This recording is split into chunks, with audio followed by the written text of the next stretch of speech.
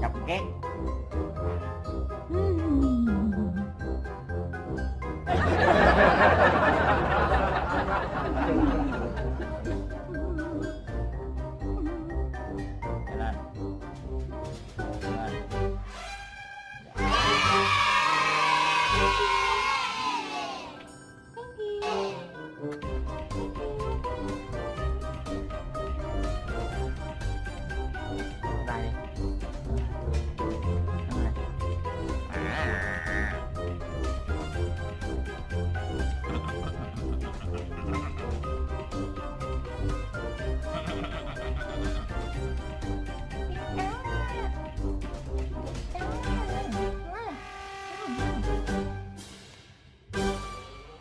Này không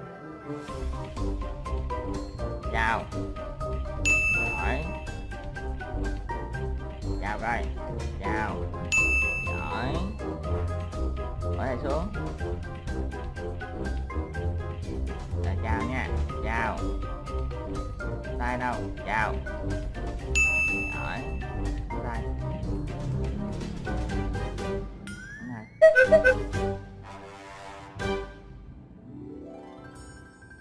gặm luôn.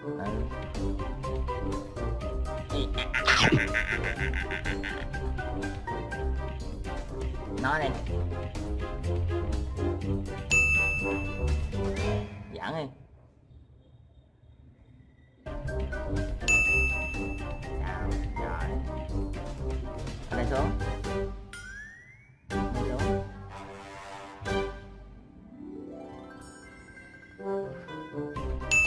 Chào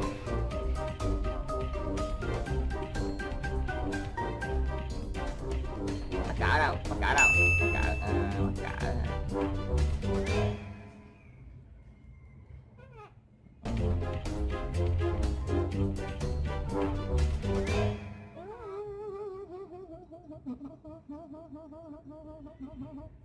Nhanh lên,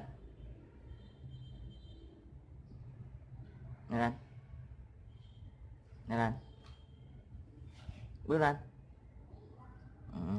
Tay nắm hả? Tay nắm đâu? Tay nắm, tay nắm.